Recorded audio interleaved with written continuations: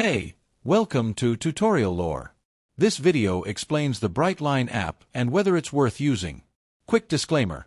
This is an explained review based on user feedback and online data, not personal use or a visual demo. Brightline is a digital behavioral health platform designed to provide mental health support for children, teens, and their families.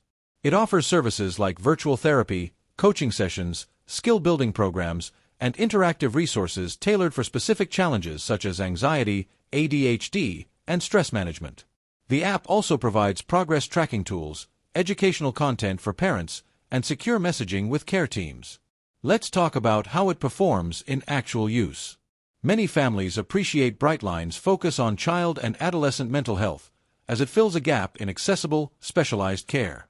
The platform's flexible scheduling, virtual sessions, and personalized care plans make it easier for busy parents to get support without lengthy wait times. Parents also value the ability to monitor progress and get guidance on supporting their child's well-being at home. Still, the app isn't without its downsides.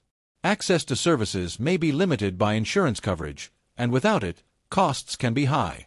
Some users have noted occasional technical issues during video calls, and availability of certain specialists may vary by state. The platform's success also depends on the child's engagement with virtual care, which can vary from case to case. In summary, the Brightline app may be worth using if you're seeking specialized, accessible mental health care for children or teens and value the convenience of virtual sessions and personalized support.